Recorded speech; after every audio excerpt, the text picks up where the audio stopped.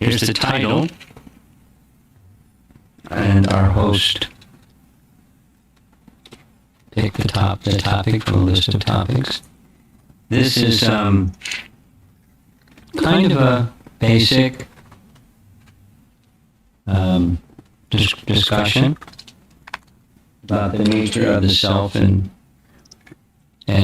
distinguishing the self from the coverings. That kind of idea. Take a look at the bottom of the screen. See that little skinny guy? That's the self. That's the soul, is actually the self. And discover yourself was a theme that Srila Prabhupada spoke about the very first time he addressed the public, maybe recognized the photograph. It's in Tompkins Square Park in New York City. There was a period of time when there wasn't a public address. It was within the storefront at 26 2nd Avenue, and it went on for some time. And it became very enthusiastic, and the leader there, Brahmananda, asked Prabhupada and said, okay, if we take this chanting out into the public. He said, sure, but I want you to get a permit so we don't have any difficulty with the police. So they got a permit for Tompkins Square Park, and they walked a few blocks from the little storefront over to Tompkins Square Park. They sat under that tree. Now it's a much larger tree, an oak tree, elm tree. And for 3 hours, from 2 to 5 they chanted. And as you can see, there was a large crowd. People had never seen anything like this before. And the devotees were chanting and, playing musical instruments and so forth. In a very calm manner, Prabhupada stood up with his hands folded in front of him like this. And just a little warm-up. If you were, close your eyes and imagine you're a world acharya, and your mission is to spread Krishna Bhakti all around the world, and you're speaking for the first time in a public forum, what are you going to say? I wasn't there, but someone that was there shared what Prabhupada said. He looked around and said, I've not come to teach something new. I've only come to remind you of what you have forgotten. Pretty cool, huh? Not come to teach you something new. I've only come to remind you of what you have forgotten. Now the same tree is there. You'll see in the background, there's a church steeple, very old church, that not many people were going to because for some reason they didn't find what they were looking for. But Prabhupada gathered a little following to give the message, to remind people of what they've forgotten. That's who we are. Fast forward a little bit. This is Prabhupada's arrival in the New York airport at a time when they didn't have this kind of security concerns that exist today. You could go right to the gate, and a few devotees, about 100 or so, went to the gate to receive Prabhupada. And with garland and radanga and kartals and an umbrella over his head, although there wasn't sun or rain, it was just an honorific umbrella. And they took Prabhupada to a little place, a lounge, because there were some television reporters, and they wanted to interview Srila Prabhupada. Now, I believe I was there for this one. I don't remember what Prabhupada was asked and what he said, but essentially the same message. Because he came to deliver the message of Bhagavad Gita, which of course is teaching who we are. That's the starting point, is to teach us who we are. And we have this standard prayer. Perhaps you've heard it before. Om Agyana Timarandasya Gananjana Salakaya Chakshunaminitam Yena Tasmai Shri Gurave Namaha. It's a standard prayer, classic Vedic prayer to the spiritual master. Om Agyana Tinmarandasya. Agyana is ignorance, and Timarandasya, we're covered with ignorance, and Gyananjana, the Anjana of Jnana, the ointment of knowledge, was applied by the spiritual master Salakaya. I was curious, what does Shalakaya mean? And it turns out it's an Ayurvedic instrument. A shalaka is an Ayurvedic instrument that was used for removing cataracts. So, like a physician may remove a cataract using a shalaka, the spiritual master removes the darkness born of ignorance with the lamp of knowledge. So let's take a look at that lamp of knowledge, that it's just knowledge of Bhagavad Gita. And to discover yourself, here's who we are. There's that same little skinny guy there. That's the soul. And that's who we are. We're a spiritual being that by nature is eternal, cognizant, and blissful. Satchitananda. Satchitananda. That's who we are. We're not necessarily experiencing our eternality and fullness of cognizance and fullness of bliss because we're identifying with the covering. And that's the great misfortune. From chapter 7 of Bhagavad Gita, we find there's not only the soul, but there's the subtle body, mind, intelligence, and false ego, and covering the soul. And then there's a gross body made of earth, water, fire, air, and ether, Akash, or space. Just before coming over here, I was listening to Prabhupada speaking about we can't see space or ether, but we can know of its presence because, according to Vedic teaching, space or ether or Akash carries sound. Then he made a clapping sound.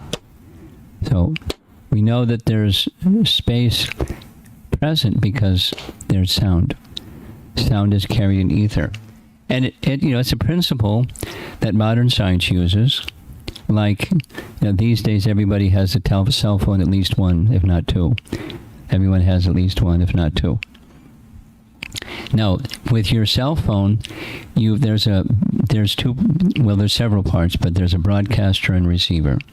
So someone's on the other side of the world, and you send a signal.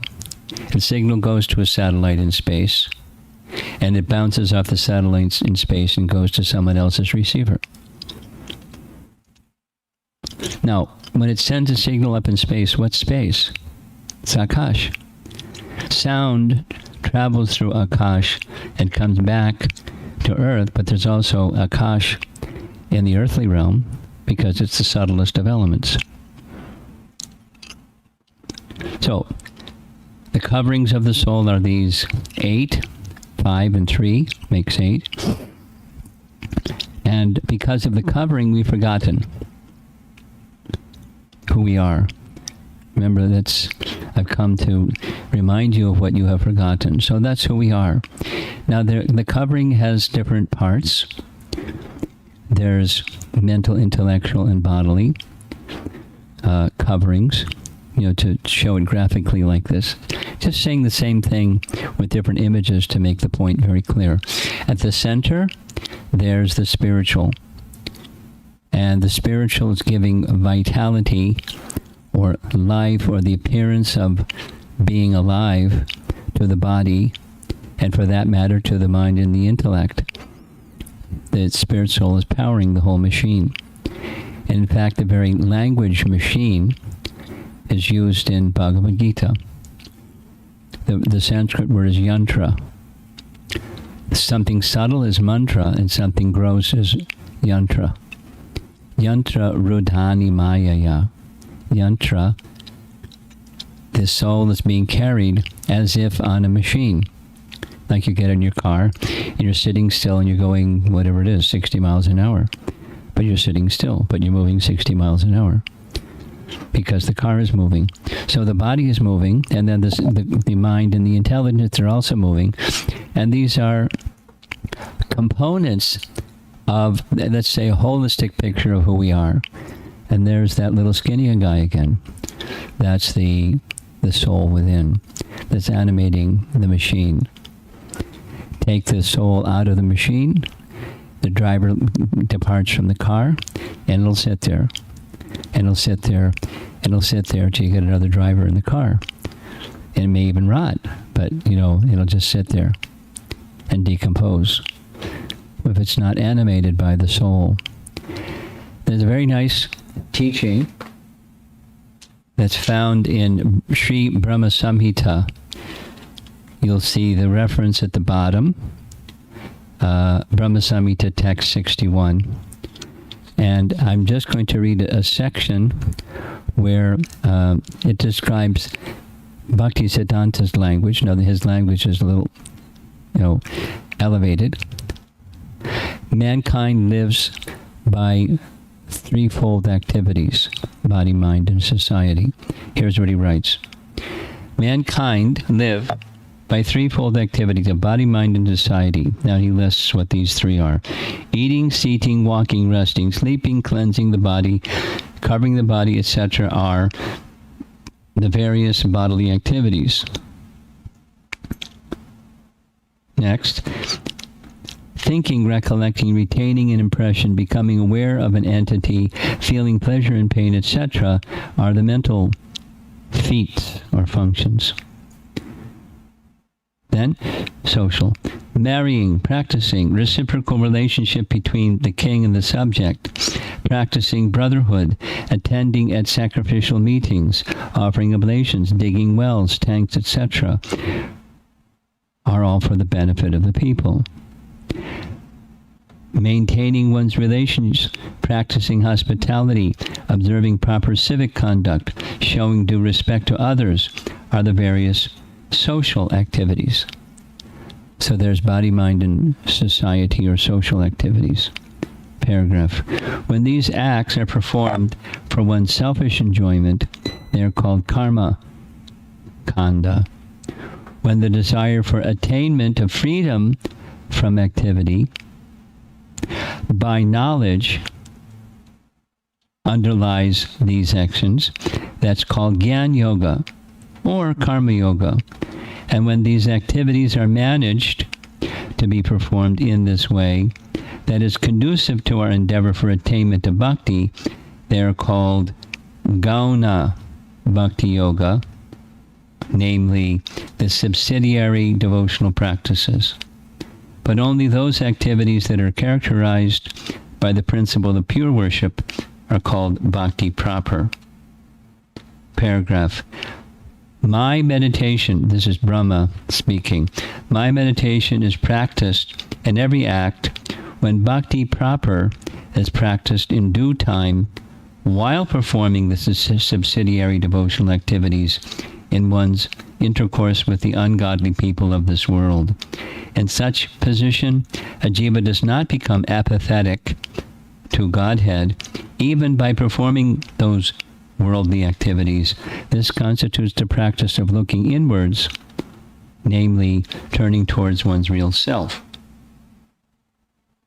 I chose this because it's completely on topic.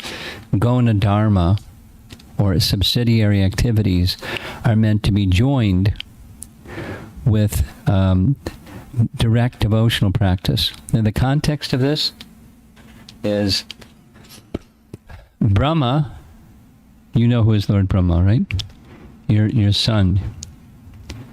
Do you know who is Lord Brahma? Do you know who is Lord Brahma?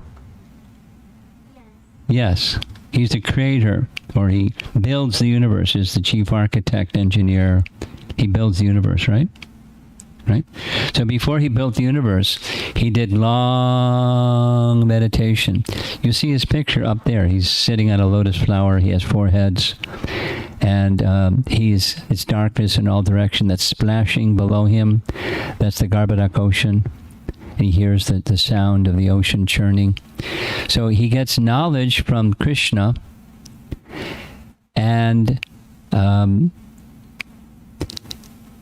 he requests, Krishna appears before him and asks Brahma, please take a benediction from me. You have pleased me very much by all your austerities.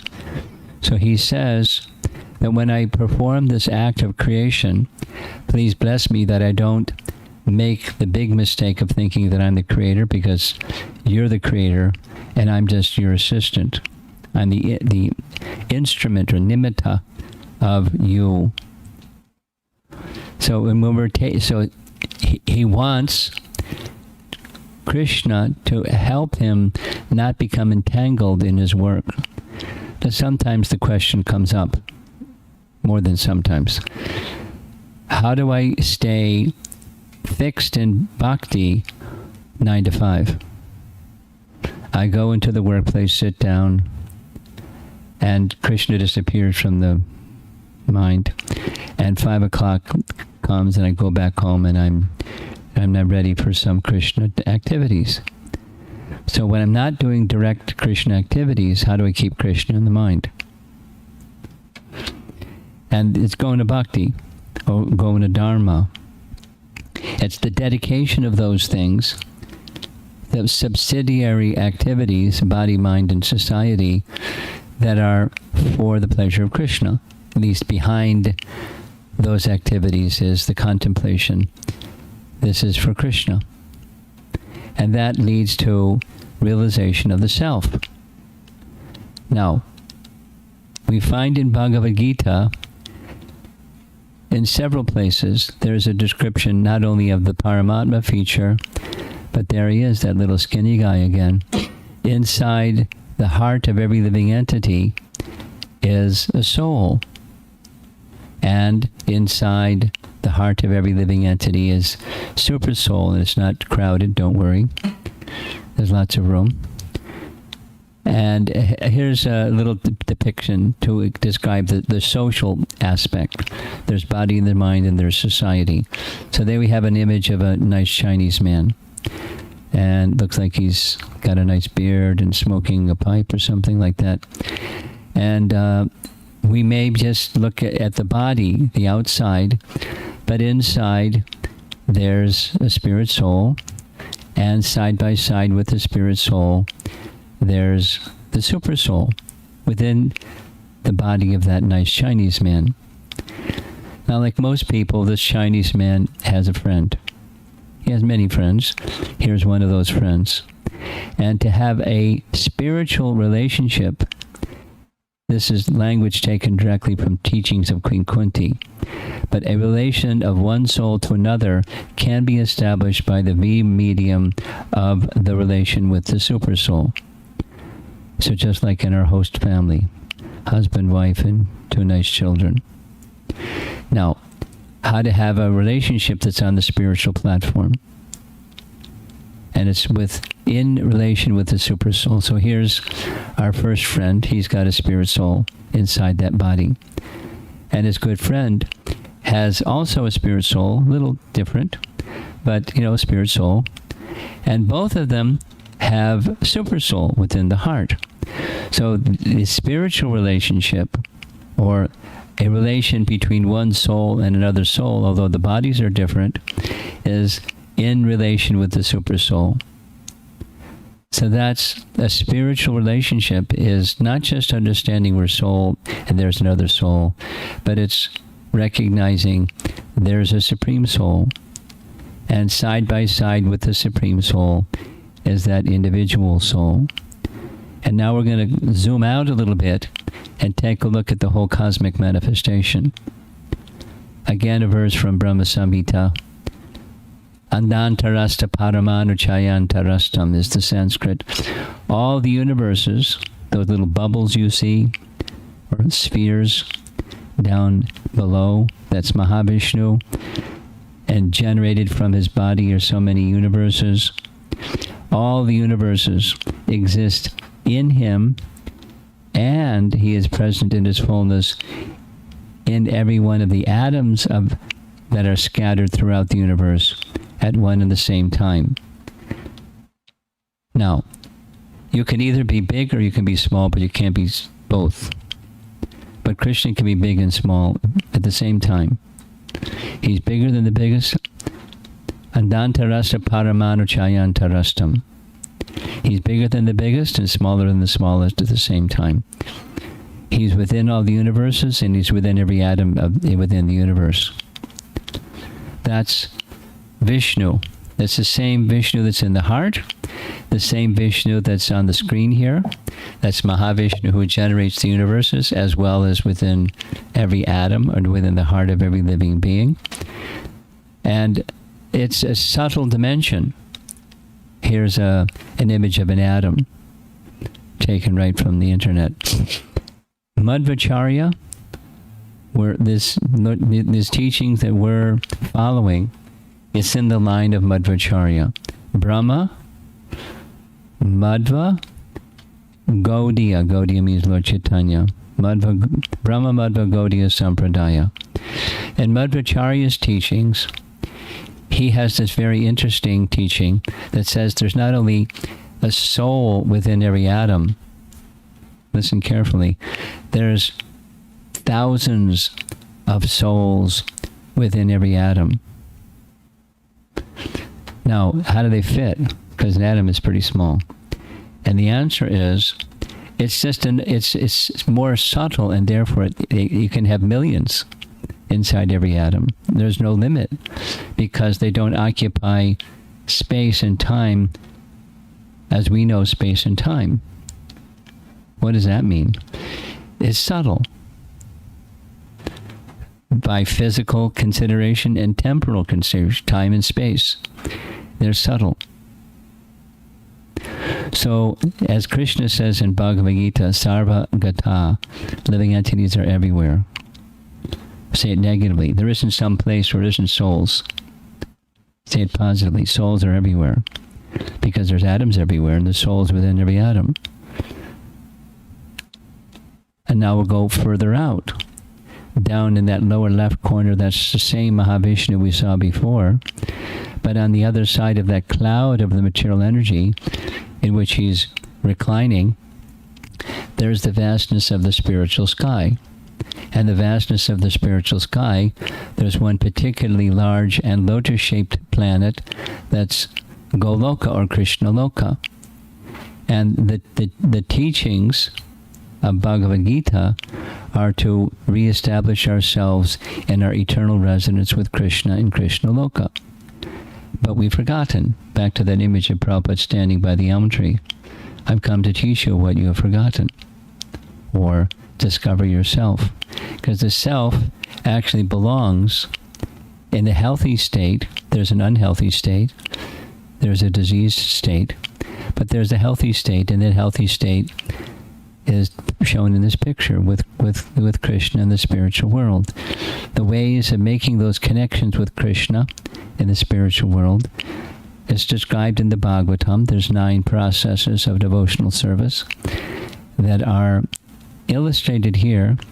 In the very, very bottom of this painting, you see Shukadeva Goswami and Maharaj Parikshit. So that's the first 2, Shravanam Kirtanam. And then at the very top is Vishnu Smaranam. That's Prahlad. He was engaged in continuous remembrance of Lord Vishnu. And Padasevanam is in the middle. That's the goddess of fortune, worshipping the lotus feet. Then there's Hanuman, that's Dasyam. And then there's Arjuna, there's Sakyam. And there's Vamanadev, who's taking everything from Bali Maharaj, and that's Atmanivedanam. In the lower right corner, that's Akrura, who's offering prayers, Bandhanam. So in this way, we have 9 processes, all of them or any one of them or combination, together gives us the opportunity not just to read a scriptural text and repeat it, but to realize it. The realization of who you are, the realization of the self, is through the medium of devotional service, the linking process of loving service. And it also does, in addition to knowing yourself, it restores your relationship with Krishna. There's a very nice text the BBT has published, giving a whole story of that cowherd boy you see being embraced by Krishna. And it's a very interesting, very fascinating description of Gopa Kumar. Gopa means he's a cowherd boy. He was born in Vrindavan. And because he was a little boy, he was called Gopa Kumar. And he received mantra. And by chanting of his mantra, his consciousness grew and grew, and he experienced many, many things. And eventually he made his way, at the end of Brihat Bhagavatamrita, he made his way back to Krishna Loka. And Krishna warmly embraced him and made him an appeal, please don't ever leave again. I was anxious, when will you return? When you will return? But you didn't come back. I thought maybe in next lifetime you'll come back, but you didn't come back. So eventually I went myself and became your spiritual master and gave you mantra, which you took very seriously. Now you're back, so please don't ever leave again. Gopa Kumar promises, I'll never leave again, I'll never leave again. Now, that's in the case where the relationship with Krishna is in friendship, or sakya. A cowherd boy has a relationship with Krishna of friendship. But there's many other relationships, and the Lord Chaitanya's teachings teaches us this topmost of all relationships is the Madhurya relationship. There's a very, very beautiful painting I like very much, where on the full moon night of the Sharat season, that's in the south end of Govardhan Hill, Krishna called the gopis, and he expanded himself in so many Krishnas, and with the gopis he engaged in the rasa dance. Now, he's just reciprocating with the love that they have for him. According to these teachings, each of the gopis, they're expansions, personal expansions of Radha. Just like the goddesses of fortune, they're also expansions of this pleasure potency of Krishna.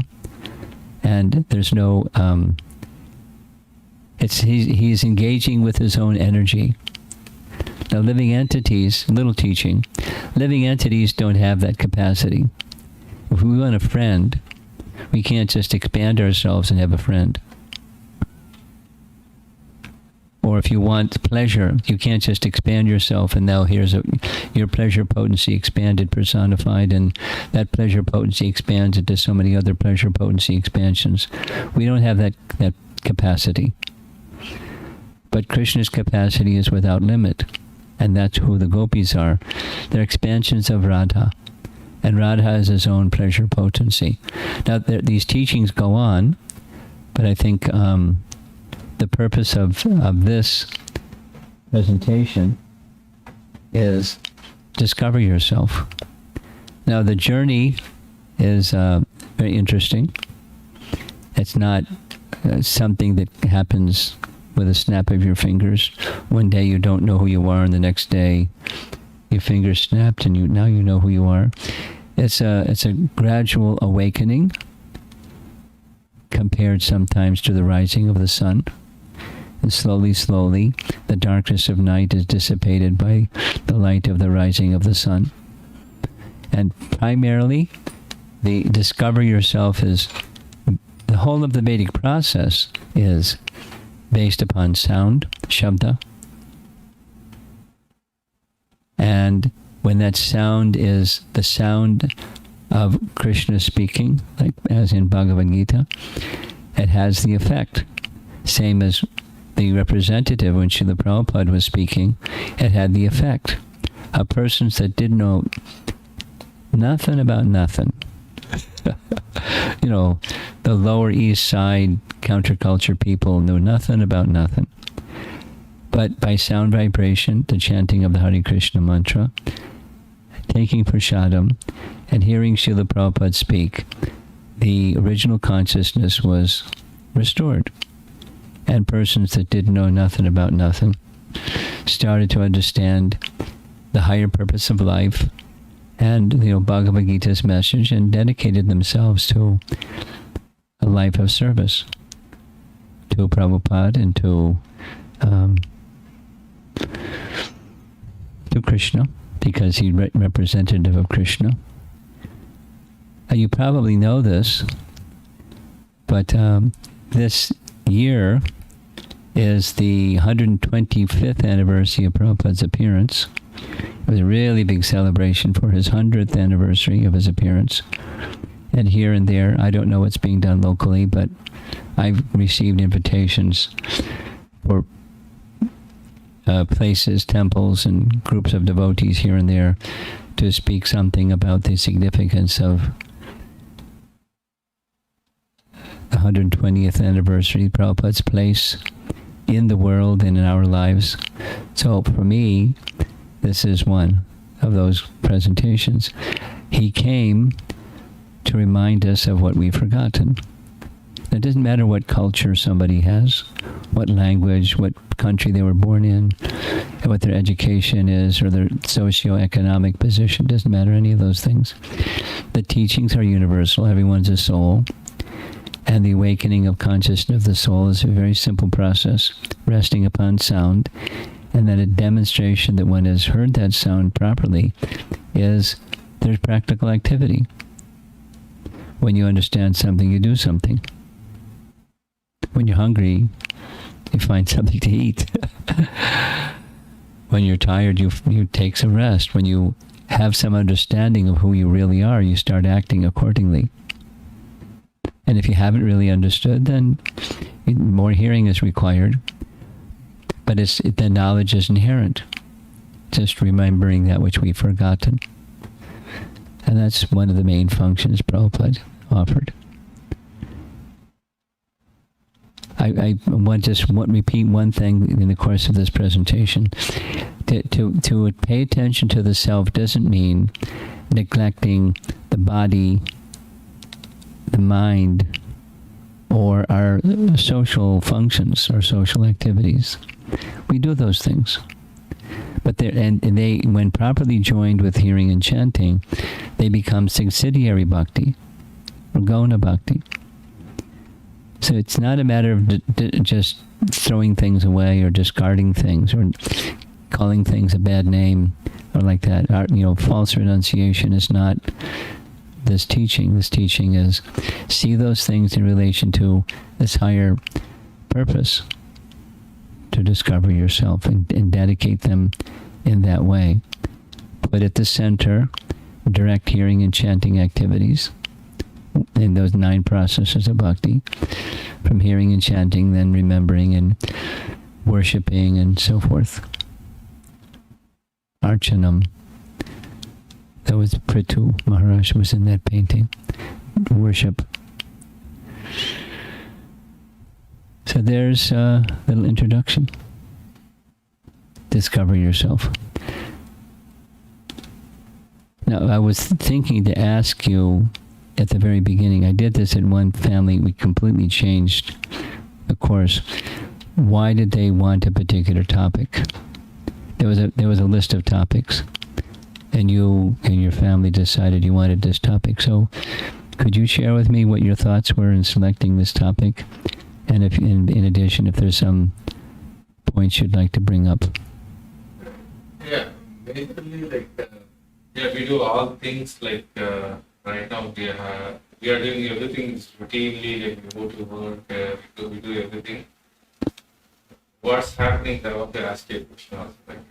I want to suppose in the evening, there's one thing called Madhava's rock band. I don't know if you hear them or not, but I like them very much. You like which? Madhava's rock band. Madhava? Madhava's rock band. Madhava's broadband. Rock band, yeah. Rock band. Rock band, okay. So I hear every day, again, as you said, after 2 hours again, I forget what I'm doing. I'm just immense in some other aspect. So I want to see, I want to discover myself. I do not know how I am, who I want to discover. I do not know what are my really potential. I do not know what I want or how to discover the truth or Okay. I think I heard that band once. If I'm not mistaken, I was in Singapore, and they invited them to come to the Singapore Rath Yatra. And they were out on the field. It was a very interesting experience. Where the Rath Yatra was held was within a stone's throw distance from the main police station in Singapore. And they knew exactly who we were, and we knew that they knew who we were, and we were behaving nicely. And here's this rock band out in the field. And it was loud. I mean, they had the volume way up. But I guess they had other kinds of events that had loud music. Krishna's name was there in the music. But that's something, using one of Bhaktisiddhanta's language, that's called the dovetail. You've heard that term before? Dovetail? Dovetail. I learned this. It comes from a carpentry term. When there's a piece of wood and a piece of wood, you want to join the piece of wood. It's called the dovetail. One of the old systems they used to use is the wood opens up and then it becomes narrow, and then it opens up and becomes narrow. It's kind of like teeth, and you fit the two pieces together. That's called the dovetail. And at least according to someone that's a carpenter that told me, it makes the wood stronger than even if it's just one piece of wood. So Madhava's rock band is like dovetail. It's like people like that, some certain sounds of music, and then over here is a liking of something that's to do with Krishna's names. You put two together and you get a Madhava's rock band. And Krishna's name is there, but there's a really strong impetus or dimension of just that kind of sound vibration that's not exactly sattvic. The sound vibration, take away the name of Krishna, it's not a sattvic sound vibration. I'm just commenting on, that particular part of your day. Now, it's easy to tune in because, if you like that type of music, it's easy to tune in. But how to begin or how to proceed, because what you said is you've been involved to some degree in the bhakti process for some time. Now, we're reading in the morning class how it begins. It begins with sadhu sangha. It's Uddhava Gita. Bhagavad Gita, Krishna speaks to Arjuna, and that's in the Mahabharata. In the Bhagavatam, Krishna is speaking to Uddhava, who is also his cousin, just like Arjuna is his cousin. But he's very, very, very special devotee of Krishna, Uddhava. They're in Dwarka. Anyway, he's explaining how to move from distracted to attracted. And there's two principles that the section that we're reading right now, to go from distracted to attracted. It's karma yoga and hearing topics about Krishna. Karma yoga means working according to your nature, your psychophysical nature, your guna and karma, but not with the purpose of becoming the enjoyer of the fruits, but dedicating the fruits to Krishna. He's saying that to Uddhava. He says the same thing in Bhagavad Gita, but then he adds, and by the good association of sadhu sangha, then in the association of sadhus hear topics about me. So the most essential ingredient is sadhu sangha. Because with their sadhu sangha, they'll also, by example, teach how to dedicate what you do to Krishna. That means not being attached to the fruit. There's some fruit, but don't be attached to it. You use it in service to Krishna. Let me tell a little narration that I heard Prabhupada. I searched for the recording. I haven't found it, but I used to listen to it. I've listened to it about 50 times. Prabhupada was describing his life as a householder. And he described, here's what you do. So it's in part a response to your question. You rise in the morning. The first thing, you think of your Ishtadev, your worshipable Lord, and your spiritual master. You call their name. First thing. Savai Manat Krishna. Bring the mind. Next, make the body clean. Brush your teeth, take a bath, fresh cloth. Make the outside clean. Next, make the inside clean. So Prabhupada described, you go to the place where you have a place of worship. You make a sound because it's the Lord's place, so that you don't enter and surprise him. You make a sound. And then you make the place clean. The altar, though it's not necessarily like sloppy, you make the place clean. And while doing so, offer prayers that are prayers in glorification. And then you sit nicely and you do your morning practice, your sadhana, whatever that is. For us, it's chanting the Hare Krishna Maha Mantra minimally, and whatever other things, reading or something. Then you make an offering. Go to the kitchen, prepare something, offer it to Krishna. Take prasad. You go do your work for Krishna. That's the beginning. Then in the middle, he said, then comes spending. How do you dedicate the fruits to Krishna instead of being the enjoyer of the fruits? You go to the market and buy things, not because your family, you're somebody likes this and somebody likes that, so you get this and that. You're shopping for Krishna. It's going to be for Krishna, so you want the nicest because it's for Krishna. It's one thing you want for your family, but it was another thing for Krishna. Then you bring back, make the things clean in a clean kitchen. You prepare and you offer to Krishna. And in the evening, you come together with the family, and there's some remembering Krishna activity together. Prabhupada called that the Krishna conscious sandwich. In the middle of the day, and then there's the morning and the evening. So there's just some very sketchy principles, but to stay steadfast, there's many, many places. Sadhu Sangha is the essence. And with sadhus, what does that mean? You do with sadhus what sadhus do. Bhajana Kriya. You do those together with sadhus.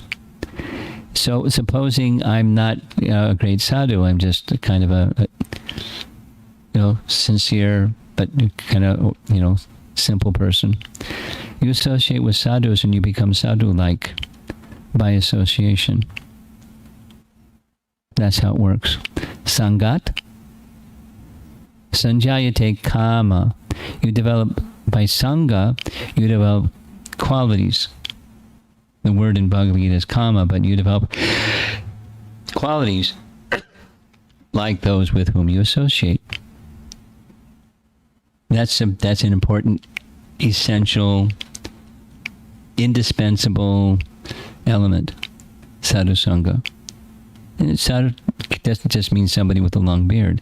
It means those who are dedicating themselves to Krishna. That's sadhu. Sat.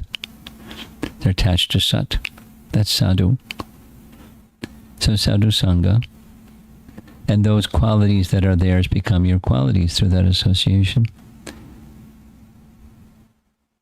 And you do with them what they do. I mean, it's not they don't have to hold your hand, but just naturally, it's birds of a feather flock together. You do things in similar manner together. Like he lives in Baltimore. He's come all the way here for sadhu sangha because that's life. So you may go out of your way, or these days so much is going on by virtual sangha.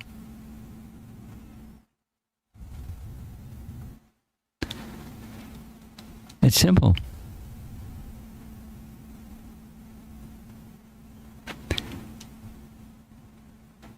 Now, is there an obstacle that you see in fulfilling those things? Or at least some of those things? I myself is that. Okay. Now, it's a little, because it's subtle, it takes a little bit of jumping in the pool and swimming around to get the sense of what it means to work without attachment to the results, but instead to offer the results to Krishna. Because it sounds nice, but what does it look like? What does it feel like? What is it? But it's a very important principle. I could say it 3 times. It's a very important principle. It's a very important principle, is to be able to work with dedicating fruits to Krishna. And that's a Krishna connection. What we're reading in the morning class is the mind is colored by the modes of nature and fruitive intention. And because the mind is colored, we can't see spirit. We can't see spiritual. We see material because the mind is colored.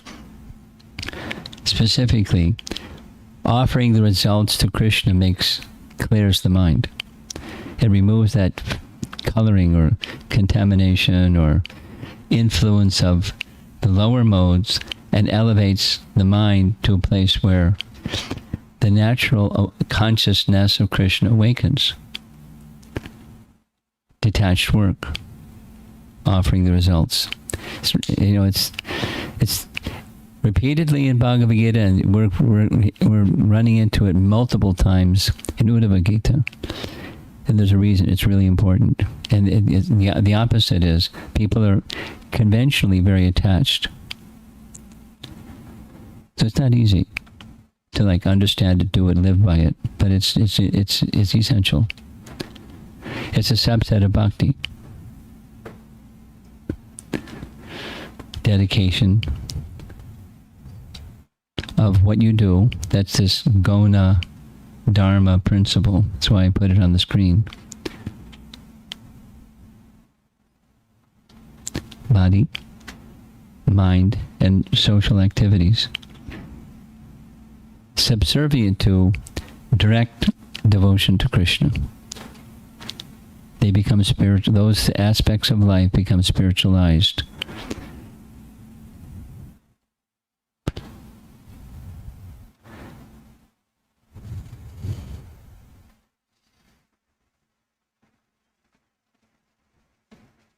How about your good wife? You have some thoughts on this topic? No? Okay. Sadhu Sangha. In 2 words, keeping it really simple. And then you do with sadhus what sadhus do. Okay, any other discussion in the room here?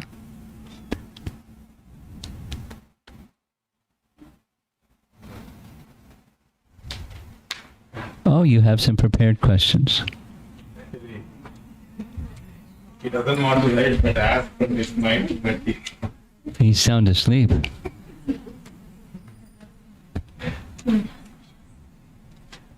Those are his questions or her questions? you have good questions in his mind.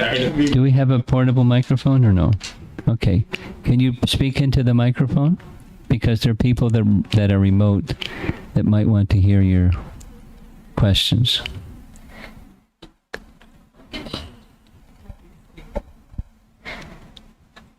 How do we talk to Krishna? How do you talk to Krishna? Well, the same way you talk to me or somebody else, except, I mean, by same, I mean he's a person.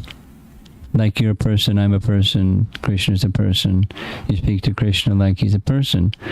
But you're not at this stage, you and I are not qualified to see him, but we know that he's there hearing.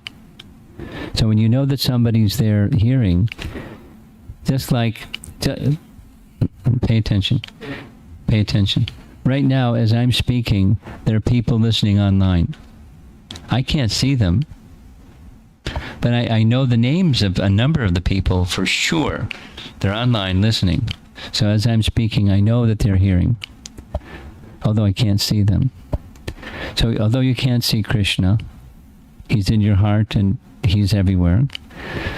So he can hear. And so you speak to him knowing that that's prayer. He'll hear your prayer because he's a person. That's how. Okay?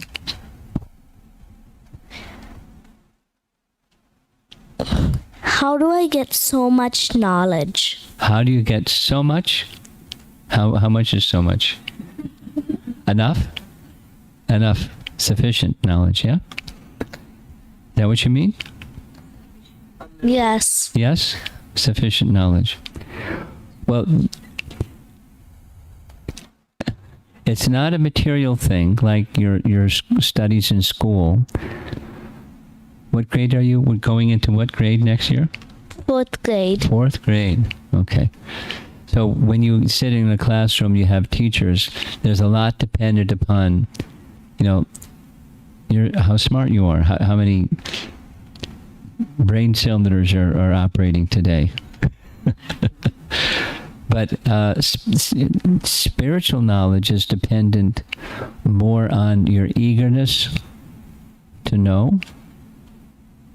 That's like, turn your receiver on. The signal is there. Turn your receiver on and kind of refine, like changing the dial on a radio or something. Refine are you on the right channel here to hear Krishna's message? But when you hear Krishna's message, little by little, little by little, little by little, your hearing will increase. Your hearing capacity will increase. And that has to do with two things. The covering being reduced and the original consciousness being restored. Just like this picture of Prabhupada standing there, speaking to, the counterculture youth of the Lower East Side of New York City. They couldn't understand everything right away, but little by little, their capacity became awakened. The coverings became removed. So that, sufficient knowledge is your capacity is dependent upon your eagerness to hear and hearing from the right sources. And slowly, your capacity will increase and what you understand will increase and your memory will increase. Yeah? Okay? Next. How do I control my emotions? Oh. Take an aspirin. She answered that. That's all. Oh. How do you control your emotions? Well, mode of goodness. You know what that means? You know what the modes of nature are? Passion, goodness, ignorance. I'll give you a little lesson in the modes of nature. You know about colors, right? There's 3 primary colors. You learned this in school, right? Yes. Yellow, blue, and red. And you mix those 3, you get every color in the whole rainbow. Just as colors mix based upon 3, human nature has 3 modes. And the higher one is the mode of goodness. Below that is the mode of passion, and below that is the mode of ignorance. So the anger emotion, straight in Bhagavad Gita, an anger emotion arises from contact of passion that later turns into anger. You're frustrated. I wanted, it didn't happen, I'm frustrated. So I become angry. Kamesha, kama is lust, right? Krodha means anger. Kamesha, Krodesha, Rajoguna. Raja means mode of passion. Passion. I want my brother to be like this, and he's not like this. He's like that. And I try to be nice. My dear brother, be like that. Don't be like this. But he doesn't listen. And I try to tell him again nicely, and I tell him 100 times, and he's still... So I lose it. I become angry. Its passion deteriorates into anger, krodha, ignorance. So that the antidote is the mode of goodness. You want to know how to control your emotions? Develop the mode of goodness. How do I do that? And you conduct your life in such a way it's conducive to the mode of goodness. And here's some items of goodness. Cleanliness, simplicity, truthfulness, compassion. There's a list in Bhagavad Gita, chapter 18. Forgiveness, that's a really good one. Do you sometimes irritate other people? Probably. She's smiling. Now, and when you irritate other people, this is a mode of goodness principle. What would you like them to do? You'd like them to forgive you if you're doing something that irritates them. It's a mode of goodness principle. You do unto this is called the golden rule. Golden rule. It's in all religious teachings of the world. There's books written on it. Every religious teaching of the world has this one. What's that one? Treat others as you would want others to treat you.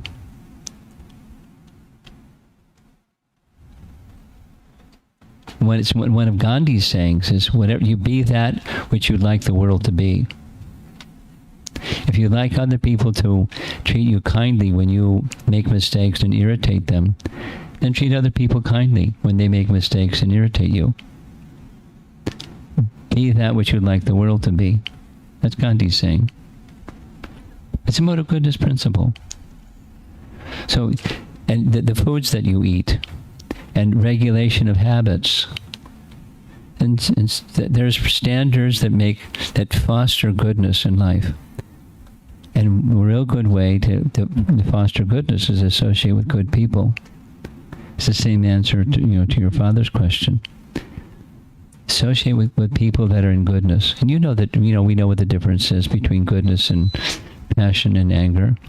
So associate with people that are good. They're truthful. They give you their word, and they keep their word. That's another standard of goodness. Do you like Ramayana? Lord Ram? Yes. Yeah, everyone likes Lord Ram. So it's one of his outstanding qualities. He upheld the truth no matter what. Whatever inconvenience it was for him, no problem.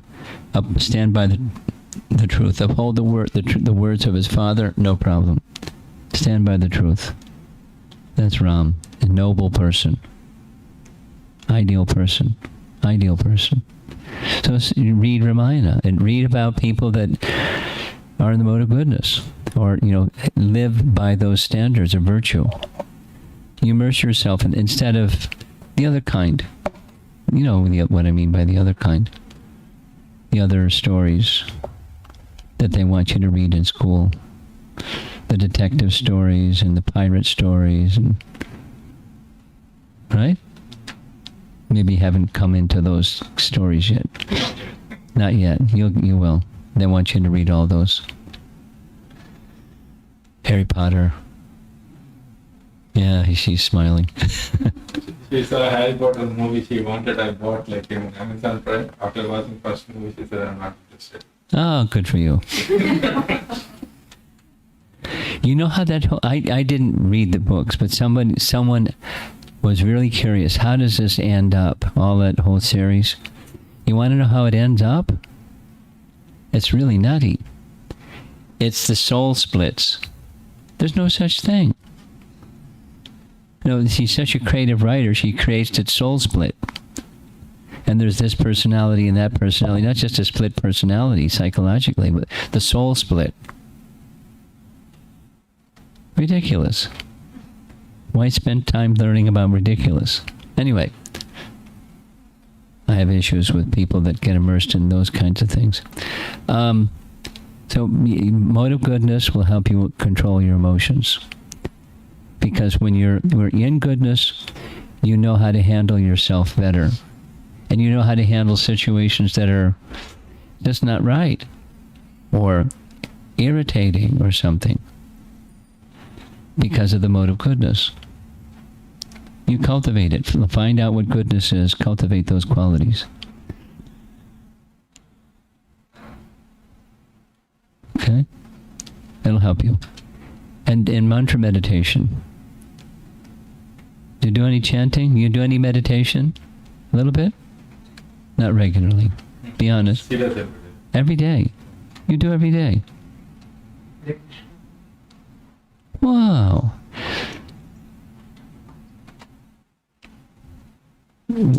I just read, somebody forwarded this to me, so I read the article. One girl who was a Harvard graduate in bio something or other just won a race in the Olympics. And they were asked, because there's a whole thing about stress going on about, Olympic athletes. How do you maintain? She said meditation. She's a bright girl, and she's fast too, on a track. But, there's stress involved in all of those things. And she maintains her emotional equilibrium by meditation. So stay with this mantra meditation. And you may not be a perfect person overnight, but, your mode of goodness will definitely improve. And cultivate it consciously. Okay, next. How can I get good friends? Get good friends? A good friend is really rare. That's the starting point. There's friends, and then there's good friends. Good friends means wholesome. So good friends means wholesome, and finding wholesome people, that's rare. You find one, you're very lucky. So you choose your friends wisely, but like attracts like. Don't expect lots of wholesome people, because they're out there. Modes of nature are too many and very, very active. But select wisely, and like attracts like. Krishna will send. Krishna will send. Select wisely. You desire, Krishna will send. Sometimes, girls your age, my experience is, these days, the wholesome association comes, even they may not be in the same school or like physically proximate, but there are wholesome young people that get together by phone or by Zoom or by this or by that, and they associate that way. And then it's like they feel safe, they feel supported, they feel they can be themselves, and they're with other like people, they're going through things like themselves. It's a safe, nourishing place, having wholesome friends. So I'll give some thought. Besides going into 4th grade, what's your age? 9 years old. 9 years old. I know a group of 9-year-olds, 9 and 10, that get together regularly, once a week. They've been reading Lilamrita together. And I just came across another one who's 9 years old. She lives in Seattle. And she's now chanting 12 rounds. She's just 9 years old. She's really enthusiastic, really bright girl, really good in school, really fantastic. So that's one kind of, a cyber friend, where you can just be safe and comfortable and happy with really wholesome people. And they're funny, because I know one of them that's on that group, and they're really funny. Okay. Is that it? Yes. One more? Yeah, that's it? You have one more? That's it. Okay. Questions. My question. We're ready for your question. Let's hear it. What's your favorite food? What's my favorite painting? Food? I have a very standard answer for that one. I like variety. Did you know about 2 weeks ago there was a wedding at the Potomac Temple? Did you hear about that? No. There was a wedding at the Potomac Temple. One of the congregation members got married. A nice girl. And somebody from Texas. So I made this comment. I said, it's at the wedding. I said, sometimes people ask me the question you just asked. And my answer is, I like variety, because if I say my favorite food is X, every meal I'm going to get X. But I like variety, so I like variety. How about you? What's your favorite food? My favorite food Yes. Ice cream? Yes. Vanilla ice cream.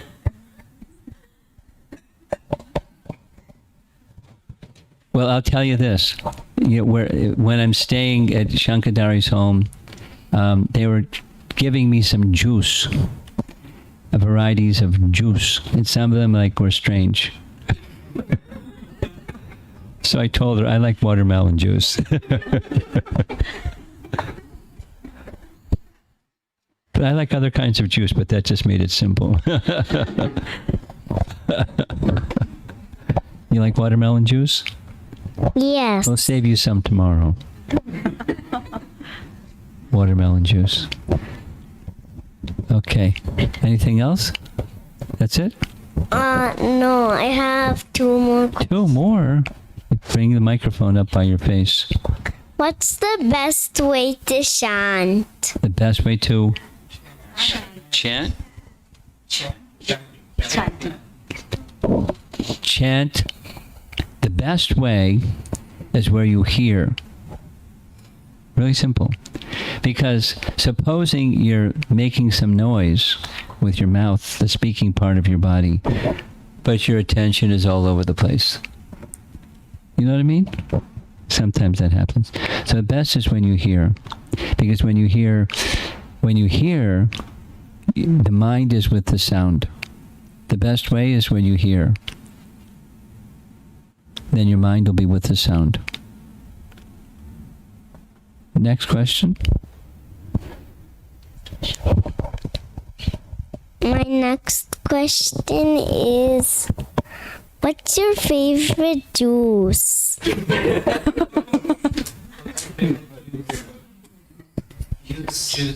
Juice? I like varieties of juice, but not everything. Okay? But I said watermelon is fine. I don't know if that's my favorite.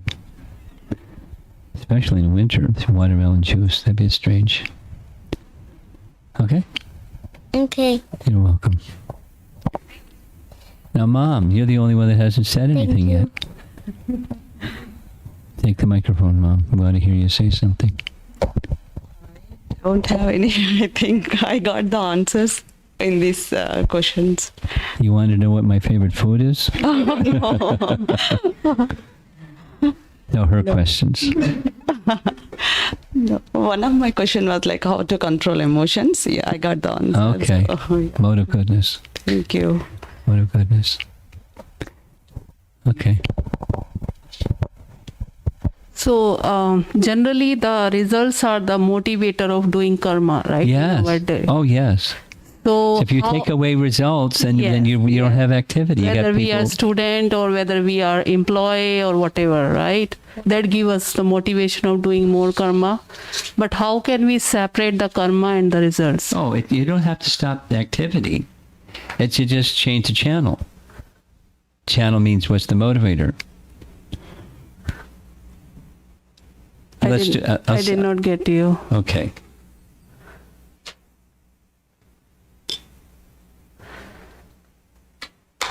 I'll say that I'll explain it in 2 different ways. One way is the planetary systems. You familiar with the Vedic cosmology? There's upper, there's middle, and there's lower planetary systems. Now it relates to her question, your daughter's question. Pay attention. The upper region is the mode of goodness. The middle region is the mode of passion. The lower region is darkness or ignorance. The universe is structured like that. So in the upper planets, it's more prominent as the mode of goodness. This middle planetary region, where we are, it's mode of passion. And the people in the mode of passion are motivated to do something to get something. That's fruitive work or passion. You do something to get something. And the mode of ignorance is you do something to destroy something. Like get angry. I'm going to smash him. So, mode of goodness is you do something to purify your existence. Or you do something because it's good for you. Or you do something because it ought to be done. Like being charitable or speaking pleasantly. Because that's just how you should speak. You don't speak harshly. You speak pleasantly. So the mode of goodness is those three kinds of motivators. This is not transcendence yet, it's just goodness. This will elevate, this will purify, it's good for me, it ought to be done. So the motivator changes. So you still do activity, but it's with compassion for others and mindfulness about how this is going to impact others besides me. Passion is it's about me or mine.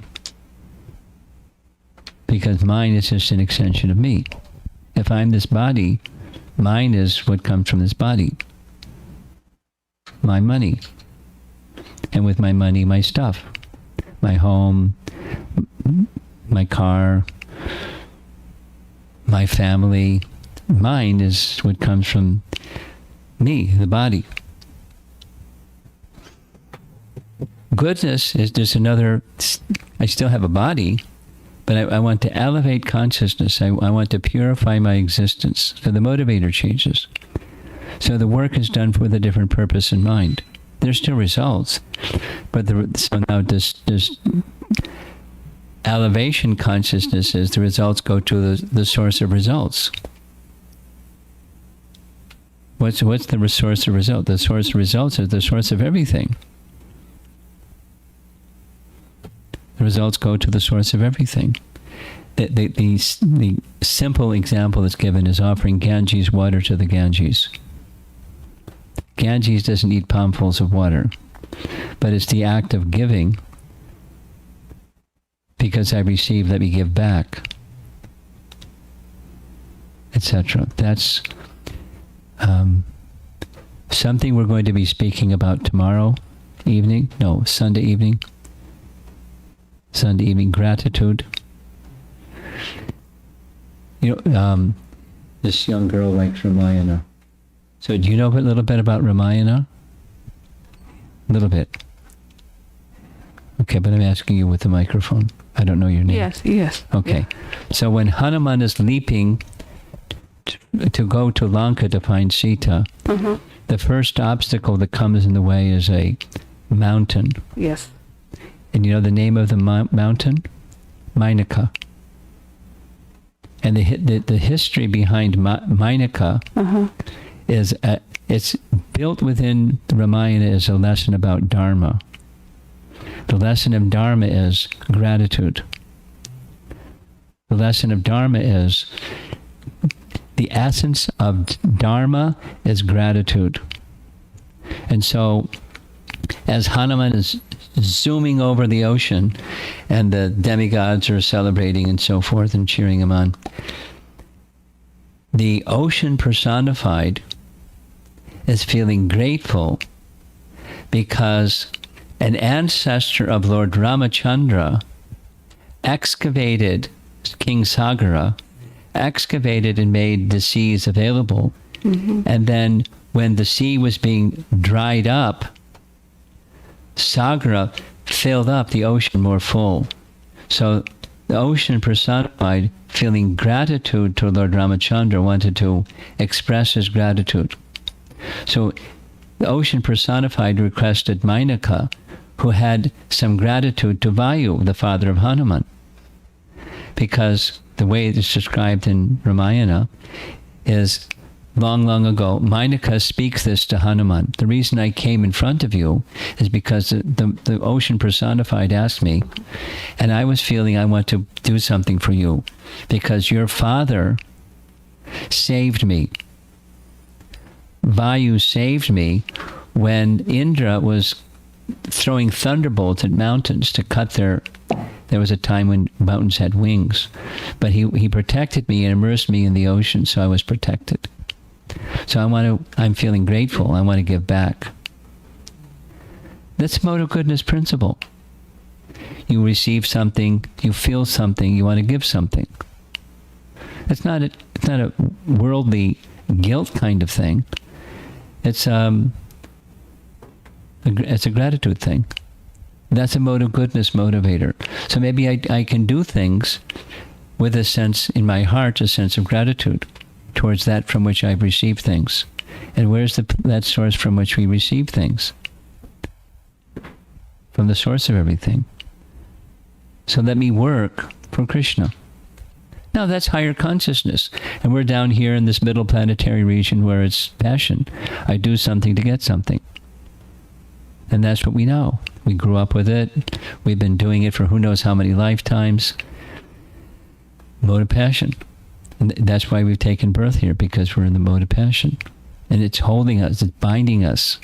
It's infected, like an infection, like, we need an inoculation to prevent that further infection. The inoculation is mode of goodness. Then I do things for a different purpose than getting something. I want to give back. Gratitude. That's a nice mode of goodness principle for our young. Gratitude is a very, very valuable mode of goodness influence in your life and in our lives. Gratitude. It's easy just to take things for granted. It's another thing to say thank you. It's another thing to feel gratitude. And when you feel gratitude, you do something out of flowing from gratitude. Then you do your work. You live your life with gratitude, even when there's tough times. Even when your brother's behaving, in an irritating way. How are we doing? Anything else in the room? Because otherwise we're going to go online. See if there's online. Yes. Go ahead. How do you turn dreams into reality? Dreams into reality? How do you turn dreams into reality? Well, if you're in Maya, you think that you can. And if you're not in Maya, means illusion. And if you go to the mode of passion laboratory and you work really hard because you're going to make it happen. Now, there's a lot of literature out there that tells you get in the mode of passion like anything and make it happen. You make your dreams come true. And that's not my advice. My advice is that dushparena analenacha, it burns like fire. Passion drives people and burns people. It's like fire.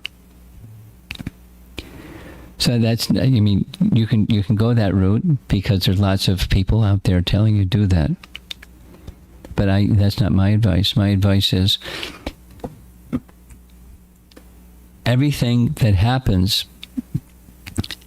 and sustains comes from a place of goodness. So go to the place of goodness and make your dream to connect with the source of everything. And then when that connection is established, you become an instrument for the most amazing of things beyond your wildest dream to make your dreams happen. And that's not a popular answer. The popular answer is work like a donkey. Now, there is a principle of practice described in Bhagavad Gita. Abhyasa is the Sanskrit word. Practice. Practice, practice, practice. Practice, practice, practice. All these Olympic athletes, how much practice, how much discipline, how much foregoing of what their lifestyle could have been otherwise, and they're just very disciplined in doing one thing. So that's one way to make the dreams happen. Now, it doesn't mean that you don't practice, but practice at what? To make dreams happen, there's a higher consciousness way of making dreams happen, just like, I guess that's your mom, right? Yeah. So, like your mom's question, so you just change the motivation to a mode of goodness motivation, and then beyond your imagination, things can happen. You still have your hands on the steering wheel and the gas pedal and brake pedal, but it's not the doership, I'm going to make my dreams happen mentality. The mode of passion isn't what's driving the machine. Mode of goodness. That's preferred. Not common, but is preferred. And how to switch to that channel, that's the association. Back to the question over here, how to find good friends. Okay. We have something else. You have something else? Yeah, one question is like doing act of gratitude or like showing goodness to others. I did sometimes, like in some organization, like I keep on getting demotivated by people. I try to ignore some people, do whatever they say, but sometimes my mind won't listen to me. How to overcome that kind of demotivation? Well, I've noticed demotivation is a popular word. I'm not used to hearing it, but it's a popular word, especially in the workplace. I've heard people use demotivated. You know, it's if your happiness or if your mental equilibrium or emotional equilibrium is resting upon whether people are like this instead of like that, or if they're like that, then it's demotivating. It's a setup for being unhappy. It's just, I was sharing this with a devotee in India the last 3 days. Let your expectations match reality. And the reality is, the modes of nature are very unpleasant, and they're getting some people influenced by them, and that's just the way it is. And you accept it because that's the way it is, and you rise above it by higher consciousness. You know, it's a little bit like your daughter's question about, controlling her emotions. You step out of, it shouldn't be like that. That's mean. They shouldn't say like that. They're hostile and aggressive, and I don't. So you don't have to like the person, but don't hold that expectation. It doesn't match reality because some people are like that. You step back. You go into a mode of goodness space. You say, wow, there's the mode of passion. Wow, there's the mode of ignorance. Wow, this place has got lots of modes of passion and ignorance around here. So now, you're looking at it in a detached spirit. Now, who am I?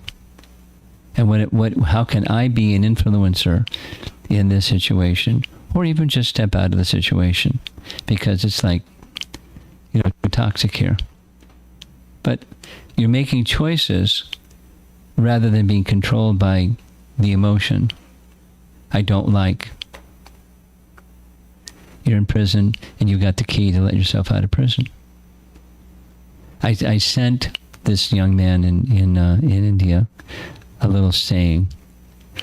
This anger mode and the other types of negative emotions. You're in jail and you got the key. You put yourself in jail. So you don't have to stay in jail. You got the key.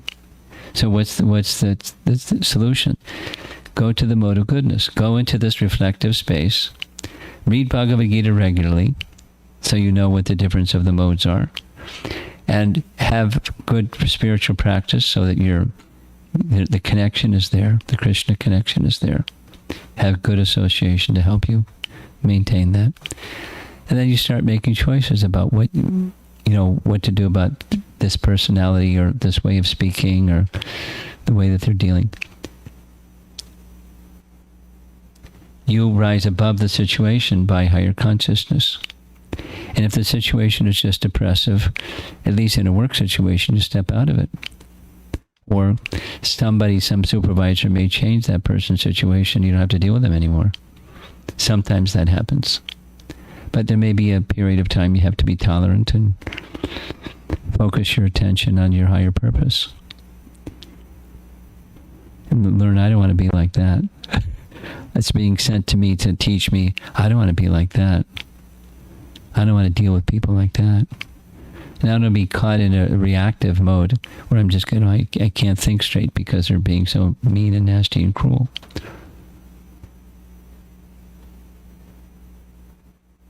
Is it doable? Yes. How do you get there? It's the cultivation of goodness. And then moving towards transcendence. And one of the keys in goodness, perform your prescribed work, whatever that is, when offering the fruits to Krishna. It's not just being charitable and, give lots of money away. It's, when you spend, it's for Krishna. You pay your mortgage and your electric bill, and, you're doing this for Krishna, maintaining these spirit souls that are entrusted to me for Krishna's service. You do those things in Krishna's service. And it Krishnaises and elevates consciousness from the mode of passion to more in the mode of goodness position. The mind becomes clear. Do we have online questions? Our online people probably are feeling neglected. Well, we're going to go to online people because they're feeling neglected. We'll come back. We'll circle back. Is that all right? This question's from Amara Mataji. In Grihastha life, when we are mostly thinking of the children's future, and we also know that no accumulation is enough, how should we plan for their future in a Krishna consciousness? Seek your mentor's guidance, but you do it on percentage basis. Something and something and something. Like Rupa Goswami did. So seek your mentor's guidance in terms of this much for maintenance, this much for emergency, and this much in charity. And if you leave I'll be charitable when I have enough, it's never enough. You do in principle. Next. Stephen Tracy. Is the ultimate goal of discovering oneself self-transcendence? And if so, what does Krishna say about it? Well, I don't know what self-transcendence means. If you mean realizing who you are, is that you are a transcendental being, then yes. But then you have to fill in that picture. What does a transcendental being mean? And it means not just the soul, but connected to the Supreme Soul.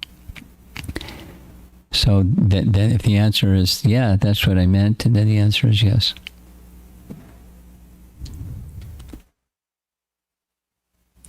From Subramanyam Prabhu. Hare Krishna Maharaj, chanting of holy name and occupational duty are in sadhana bhakti. Are both on the same platform? Well, it depends. They may be or they may not be. And if what we just discussed is guna dharma is where they are. They're as purifying as direct devotional practices. That's what this text in Brahma Samhita says. They're as purifying as direct devotional activity, provided they're joined with direct devotional activity. Next. That's it. Okay, you're on. Our neglected online people taken care of. Yeah. Okay. We have online people. Can you speak into the microphone? If you're working hard for something, but you're not, like, you're like, I just told you about how to turn dreams into reality. Like, you're working for your dreams, like, a lot, but, like, there's not much result, like, in the beginning. Then how do you get in the later on? How do you get motivated when there are some results? No, my question is, like, you're working for your dream. Let's say you want to, like, your dream is, to work, example, you want to get into work as a farmer, let's say farmer. You're working hard how to be a farmer, that, like, still you, like, I don't know, like, it doesn't have to be farmer, but any other, Any field of work, and it's not happening. like, you're working hard for it, And then? but, like, you're only achieving, like, not much. But the results are not substantial. Yeah. So now how to stay motivated when the results aren't And substantial? how do you, like, work, get more results? How do you get more results? Yeah. Oh, you have to be patient. And strive by right means. Then you have to be patient. Strive by right means and be patient. That's what you do. Okay. You have to know what the right means are, but you strive by right means and be patient. How do you, like, focus on one thing, and, like, we can achieve a lot. That's of another things. question. No, yeah, that's a new question. Yeah, it is a new question. So the tendency is to have many, many, many, and not one. So you have to step back from the many, many and ask yourself what's really important to me. It's a self-introspection question. And if you don't know what's really important to you, then it's going to continue to be many, many, many. And you're bouncing from one to the next. So look inside yourself, and persons that know you well, they can help you look inside yourself and understand as best you can what's really important to you, and then focus and be a little bit indifferent to the many, many, and stay focused on what's really important to you. You can do some of the many, but you focus on what's really important to you.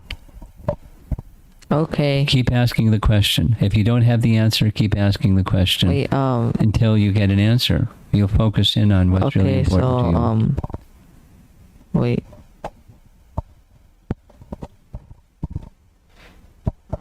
Wait.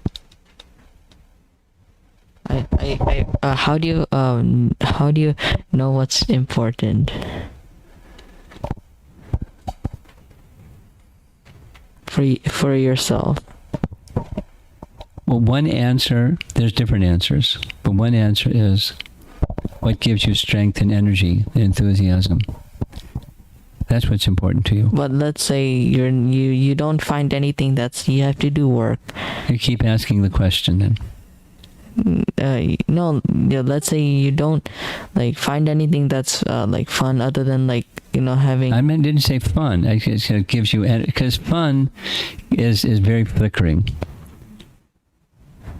No, that is passionate, but, like, nothing gives you passion that has to be work. Then, you know what? Like, actually. Let's go back to my answer to your question previously.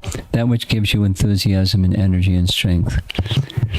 And if you don't know what that is, you keep asking. Let's pass the microphone forward. Anything else up here? Online? Okay. Yeah.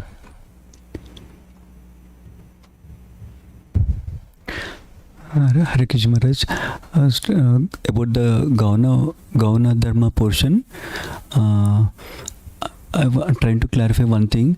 So, like, generally what is recommended for a practicing devotee is to see things we are doing in connection with Krishna, how that is serving Krishna, like that. Yeah. Is that Gauna Dharma, or when we are not able to get to that consciousness, just offering them, my dear Krishna, kindly accept whatever I'm doing with my body and mind, which is not direct devotion service, please accept as a service to you. Yeah, you keep the answer to this question is similar to this young man's question. That is, you understand what the goal is, and you keep striving, and you practice and practice. So until you're there, you can it's kind of like you pray to Krishna, please accept. But I'll also, please help me understand. It's a little bit like the question that's being asked in Uddhava Gita. Uddhava wants to know from Krishna, what's the characteristic of that devotee that is eligible to offer service to you? And the reason for asking is he wants to tailor himself or follow the example of such a person. So with Gona Dharma, we have an idea, at least a concept. We may not know what it feels like and how to actually carry it out. So you keep that inquisitive spirit. You keep asking the question, and the picture will start to fill in. And as you're reading and hearing and experiencing from your heart level, you'll understand better. Okay? Hare Krishna. Hare Krishna. Prabhupada.